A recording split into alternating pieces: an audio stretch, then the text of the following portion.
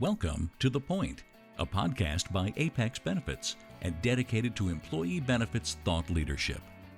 You can find more episodes for free on iTunes by searching The Point or Apex Benefits. Please rate, review, and subscribe to be the first to know about what we have in store for you. To learn more about Apex Benefits, please visit our website at www.apexbg.com or find us on LinkedIn, Facebook, or Twitter. Let's get to the point together. Welcome back to The Point, Fort Wayne. I'm Kassee, Lamm, Benefits Strategist for Apex Benefits, and today I'm sitting down with Heather Bontempo, Community Specialist with the University of St. Francis, as well as my colleague Scott Long. Would you two mind introducing yourselves? Sorry, like you said, I'm Heather Bontempo with the University of St. Francis. Community Specialist, I get to spend my time with businesses and individuals in the community to help them leverage our online adult programs and really find their success in their careers. Awesome. Well, welcome. So again, my name is Scott Long. I'm an executive advisor with Apex Benefits, and I work with employers of all types, higher education, privately held, predominantly in Fort Wayne and Indianapolis, and really thrilled to be here. Thank you both. Heather, you and I have chatted before about how helping people is a passion of yours.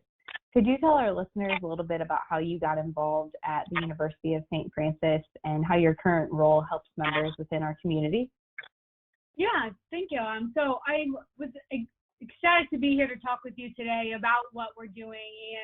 And as far as how I got involved with the university is actually I came to the University of St. Francis to play soccer and to go to school. So I got my bachelor's degree there in marketing and sports management, ended up going back, got my master's degree, where I really was then able to give back to the community, really help people be successful. So I was in banking and service industry for a long time, but during that time as well, I continued to be involved with the university with their career services, alumni cabinet, but really found ways to help individuals find their success, whether it's preparing for job interviews, things like that. So that's how I've been involved with the university, and I was ecstatic to be able to do this. I've been in my role a little over a year now, and it's been great because we found the opportunity and the time really being great to help businesses. How do we give back and help in a different way? So at the university, we've been able to partner and really be involved with a lot of great businesses and community partners and in different ways in the past. So whether that's internships, whether that's volunteering, and different things like that. But I get the opportunity to help our businesses and community members by giving back to them. So helping them find ways that they're looking for to either maybe take a different direction as far as career, continue to advance in their career, or just individuals that just started school, wasn't really sure if it was the right fit. So I'm very happy to be able to be involved in the community and help people wherever they're at, understanding their needs and how can we help them. Yep. So Heather, we have a lot of listeners that are in the HR and recruiting functions within their organizations. I'd love your opinion and thoughts on tuition reimbursement. We're at a time where employers, even pre-COVID, it was difficult to attract and retain key employees. And I'm just curious on your thoughts on how tuition reimbursement could be wrapped into the total rewards benefit offering, an employer's offering employees and candidates for that matter. Yeah, I think it's a great conversation to have. And I will say, as I'm out in the community talking with HR individuals and businesses, I think that, pre-COVID, people were thinking about this. They were thinking about tuition reimbursement. Those that had it were thinking about, is it really most impactful? Those that didn't have it were thinking, hey, I think this is maybe a good time. So I think it is really important for people to look at it is a benefit. And, I know it's sometimes difficult because people may think, well, there is a cost to it, and there is. But to get past that it's really, as we work with HR and just business in general, everybody is focusing on employee engagement, culture, and all of that entails. So I really believe that the tuition reimbursement or tuition assistance plans really factor into that. So they really help build that culture of, we want you to do well, we want to invest in our employees. And I think that it really just helps, again, create that culture. So you may not necessarily have an individual that comes and says, hey, do you have tuition assistance? But they may be saying, hey, you know what, I've heard great things about your company. You're doing great things for your employees.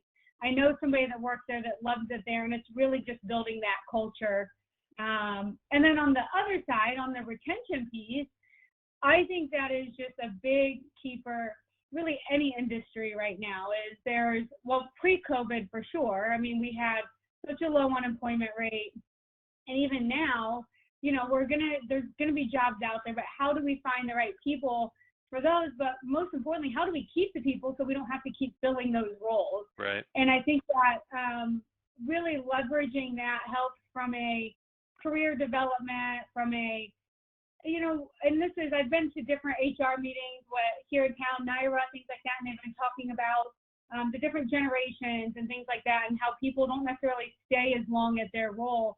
But I continue to hear, and even at businesses, is, you know, individuals want that feedback. They want to feel invested in. And I think having something like this, if you're having those career development or those professional development conversations, you can really leverage that, leveraging the education. How do you partner all of that together, really moving forward? So that's not only, and the thing is that's not only helping the individual, that's helping the business. You know, because you're having somebody that can do more now. So as they're getting that education, they can have a greater impact. They're having a greater impact on their peers, you know, just a greater environment. So just holistically. So it's not just you're paying for the education and it's only for the individual. It's really helping create that culture. It's really creating that environment of, we want you to do better. We want to hire from within. Right. And yeah. No, you're right. It ultimately will have an even broader impact on the community and regionally as well. Yeah. And I think one thing to remember for businesses too is that it doesn't have to be the top amount. I mean, so there's a lot of businesses that will do, it's $5,250 they can do annually per employee. That's tax-free. So some people do that. But even if they're not doing that, they can do anything. Is really better than, you're offering something. It's showing that you're giving them something. So if it's a smaller company, it doesn't mean that they have to offer $5,000. It could be that they offer a smaller amount, but that still goes a long way in helping them move forward to what that next step is. Agreed. I totally agree with you, Heather, and career advancement is so important these days. And University of St. Francis does offer some online degree programs. Have you guys seen an uptick in community members that are utilizing the online degree programs? Yeah, we are definitely seeing an uptick in our online programs, and really a lot of that is part of the partnership, part of the developing, and our community members really wanting to develop and enhance what they're doing. So I will tell you, the feedback in the community as far as St. Francis goes is I hear great things on, you know, they love seeing people that come through their doors that either are current employees, prospective employees, because it's not just they have the education, they understand how to, you know, help in the community, how to really make an impact on the business and really have that well-rounded knowledge. And we've had that great experience, and people have that on the on-ground program. So, and part of that and what it attributes to is just getting the word out there. A lot of people think highly of the university. They just don't know that we offer online programs for the working adult. So part of that is being out there to let people know what we have to offer. And also the fact that they can get it done in 12 to 24 months. And part of this, I think, is an education piece. And that's whether it's St. Francis or just higher ed in general, helping people understand, you can go to St. Francis, you can get your degree in 12 to 24 months. it is going to be affordable. It's more affordable than what people expect it to be. So sometimes people think, oh, private institution, automatically they're like, I don't even think about it. Well, let's look at the numbers. So it's affordable when you can get it done in a timely fashion. If we can leverage tuition assistance, how else can we work together, partnering and making it the best experience for them? But I think all of that is really what has helped with continuing to grow that. So one thing that I think is interesting is, so not only are we growing in Indiana with our online programs, but so 69% of our students in our online programs are from Indiana, 31% are from other states.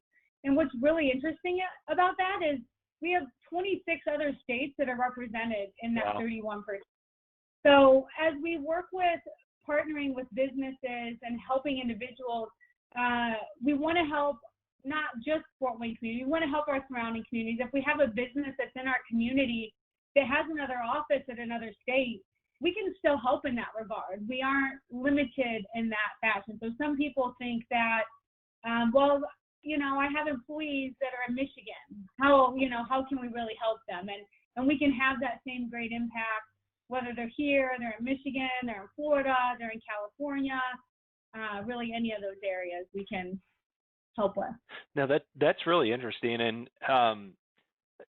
I think that's an important thing to keep in mind. I think the other thing that I'd be curious about, if you were to demystify even more, thinking about somebody that's listening today to today's episode, it might be a human resources professional that's looking at college reimbursement, but it also might be a key, leader within a company that's trying to advance their career and thinking about, hey, okay, I get it. I can get this done in 2 to 4 years.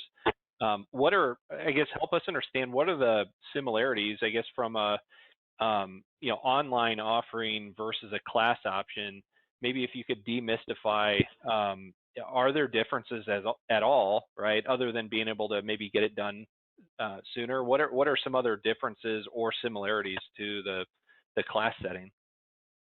Yeah, so Scott, I think a couple of things. So first and foremost, you're still going to get the same great education. We still have the professors that are very focused in their field. You're still going to get industry relevant information. So the great thing is it's not just about the book, like I said before. It's about really getting that well-rounded knowledge.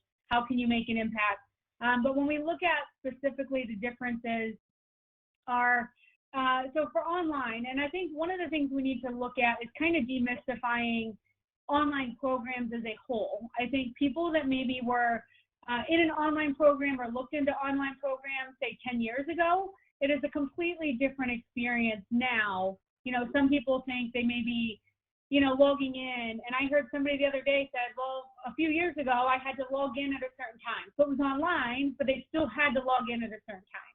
Well, at least here at St. Francis, we don't have that. You don't have to log in at a certain time. So you can do it at 7 a.m., midnight, you can do it whatever time works in that regard. So that's something that often people kind of get confused. I think we really work to break it down into what we call chunkable learning units that really make it impactful, that make it, so it's also mixing it up a little bit as well. Now, we are always looking for different and unique ways to educate and keep it exciting for our online students, because we do know it is different than what people are used to on the traditional side. One thing that I will say that you're going to continue to get online that you would have on our traditional campus is that we have professors that care. They care about you as an individual. So I hear students say, hey, my professor asked not just how the class is going, they ask, how are you doing? I know this is your first class. How are you doing with this? So that in itself makes a difference. And then also we have small ratios as far as professor to students. So you can have a little bit more of that relationship with the professor. You can ask more questions. You don't really get lost in the numbers. Mm-hmm. And that's something that we have both on ground and online, which that was something as a former student that I loved, was being able to, if I had a question, I could call the professor. I could meet with the professor. Same thing online. You have a question, you still have that. They know your name, they know who you are, and that really means something. Especially, I feel like we're in a world where it's just so relationship based. So we want to help. And the great thing online, especially as I work with businesses, is we build that relationship. So I spend a lot of time with their HR people. Our enrollment coaches spend time. The student obviously is working with the professors, but they're also working with the coaches, and really having a good team and network surrounding that, I think is important. And that is something that is different in the traditional setting, just because you still have that, but it's kind of, we have to really over amplify that, because we want to really make sure that they feel that. You know, on campus you feel people around and it's different. So we have to really make sure that we're communicating, and that goes, like I said, not only for the student, but that also goes for the business, and making sure, you know, is there a question about tuition assistance? So, you know, we may work with the HR person, or how do we really help connect those dots, which makes it easier for the student, the employee, for the HR person, you know, kind of through all of that. Yeah. Yeah. Heather, I really liked what you said about having a relationship-based program, because as you and I both know, Northeast Indiana is relationship-based in general as a whole. It's really exciting to hear that University of St. Francis is also doing that. So what would you say is your typical employer size that utilizes the tuition reimbursement and online programming options? Yeah, so that's a great question. You know, and this is something that is talked about a lot when I'm out and about, because, you know, when you go to an event, you meet somebody and you don't know what their company size is, and you have these questions. And, you know, as far as the tuition reimbursement, I'll start with that first. Is I feel like, you know, generally, obviously the large companies, the large corporations, those generally have it in some capacity, but the small businesses that generally have 200, 250 plus employees, I see have some type of tuition assistance, or they are in process of figuring out what that looks like. So over this last year, that size has really realized, hey, we really need to find a way to bring some added benefit. Those that are a little bit smaller, it just kind of depends on whether they offer it or not, because obviously we know it has to make sense for them financially and whatnot. But I don't think that whether you have tuition assistance or whether you don't, that it should stop you from encouraging your employees to continue to better themselves and prepare themselves for that next step. So that's where leveraging the online programs is important, because it is more affordable. They can do it at a flexible with their schedule. You know, earlier we talked about the 12 to 24 months time to graduate, because our classes are 8 weeks long. So you are getting a lot of content in that 8 weeks. But the nice thing is you can get it done. Some people decide to do 2 classes at once, some do 1. But because of the programming and being able to do it that way, it doesn't mean that if you don't offer tuition assistance that someone should not at least look into it. So we can look at how can we partner together. We can look at financial aid. We can look at different things. We can look at military benefits. You know, what are the other ways that we can really leverage that? So one thing I did want to talk about, so when we look at businesses, and, you know, a lot of people think about, well, how can I be involved? Or they think, well, we see a lot, especially we talk about being relational, is in our communities, we have a faculty member that may know somebody at a business, or they've done internships. And so we've already got kind of these relationships, which are great. And I'm trying to find ways to, how do we get involved in a different way? So for businesses that are thinking, well, either they have partnered, or it's been a while, or they're not sure, we actually have a website that is specific for corporate partnerships. So it's online.ss.edu/corporate partnerships.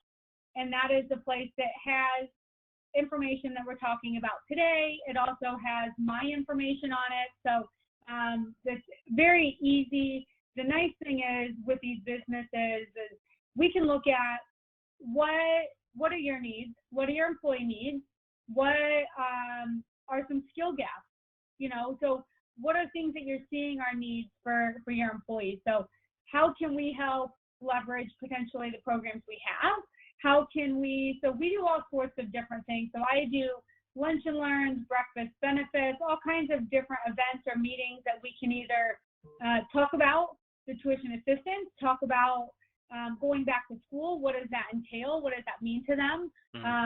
What is the return on their investment? So if they're going to spend the money, on average, how much are you going to make, over your lifetime, whether it's bachelor's, master's, things like that.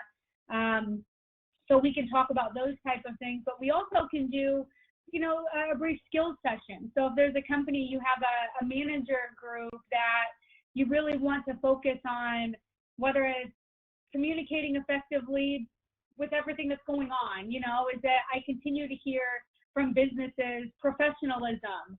I hear all sorts of different things out there. So we can also do different things when we look at partnering together. How can we come in, have a professor come in and do maybe it's a 30-minute session to a specific group or whatever that business needs are. So what is really cool is I think for any business is to think about there's so many different ways that we can partner together, but we just want to find ways that we can bring added value. And like I said, and those online programs, I didn't really get into specifics yet, but I will briefly mention, so the online programs, the ones that we are seeing, when you were asking before about what was attributing it to it, and what was the growth like, and we are seeing a lot of growth in our master's program. So we have a lot of master's programs online. So we have the Masters of Business Administration, the Masters of Organizational Leadership, and the Masters of Healthcare Administration. Those we are really seeing continue to increase.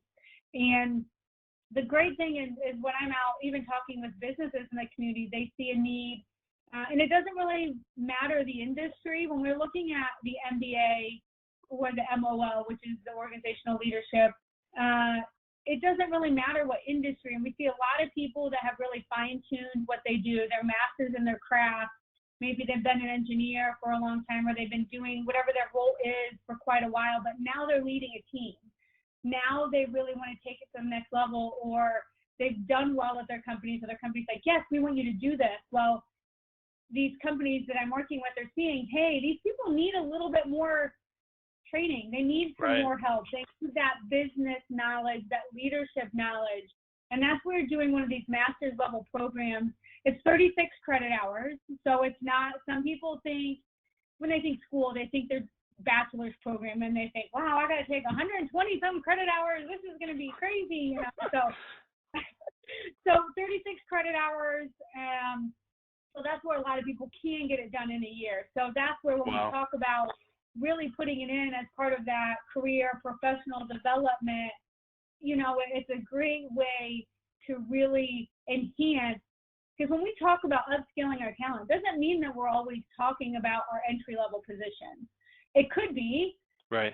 So we have what we call Bachelor's of Arts in Business completion program. So that is for anybody that started school, either had to go back to work, had a family, who knows, life happens, but they never completed that degree. So they can transfer up to 96 credit hours in. Oh, wow.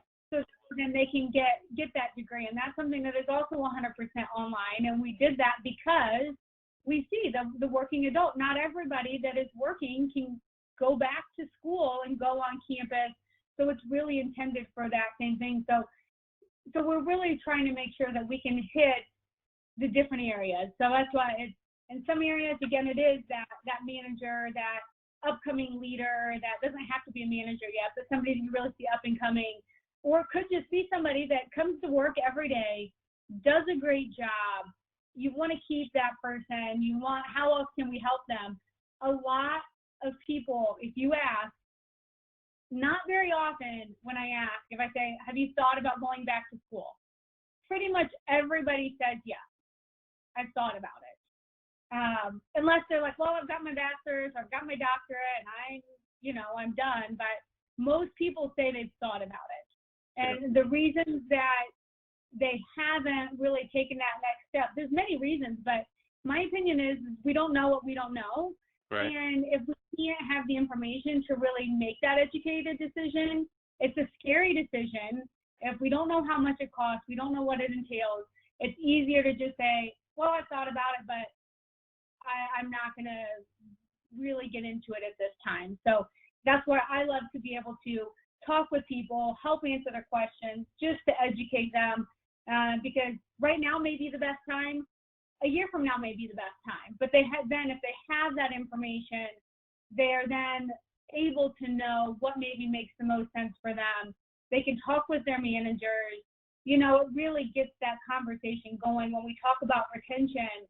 So just being able to come in, when I have done lunch and learns or meetings with employees for our business partners, you would be surprised, and most businesses are surprised, about how many people know that there's tuition assistance but don't know how much, or they just don't know the details of it. Right. Generally it's at least 75% don't know the details of it. So a lot of people have heard of it, but you hear about it when you start your job. Yeah. And there's all these things going on. You're not thinking about, I don't know if anybody that's thinking of going to school the moment they start their job. So yeah, it's just really, that's why I love to be able to go out, help just give them information on the value of going back, but also, again, the tuition assistance. How do we work together as a partner? How can we leverage a partnership? How can they leverage maybe financial aid? So really being able to put numbers behind it and really just answer their questions. I get a lot of great feedback of people, oh, I just really appreciate you getting that information to us. Yeah. So they're not, going off of 10-year-old information or information that they don't have. Right. So many times they're looking back on day one, and day one was 5 years ago or 10 years ago. So I really appreciate that that you've kind of shined a light on the three master's programs, the healthcare administration and organizational leadership, just so that our listeners understand it's not always somebody that's thinking about going to school for the first time. The completion degree, that's for folks that have gone to school but need to go back, and then for a career advancement, those master's programs are really really important. So appreciate you outlining that. Kassee and I will make sure that the details, the links, and so forth, show up in our episode description. But Heather, we just really appreciate you setting some time aside and coming on the point today. No, I really appreciate you having me, and it's always a pleasure. I know I've got to work with Kassee a few times, and a great group. I love what you guys are doing out there and supporting and giving added benefits to the community. Thank you so much. Thanks, Heather. You can find more episodes for free on iTunes by searching The Point or Apex Benefits. Please rate, review, and subscribe to be the first to know about what we have in store for you. To learn more about Apex Benefits, please visit our website at www.apexbg.com or find us on LinkedIn, Facebook, or Twitter. Let's get to the point together.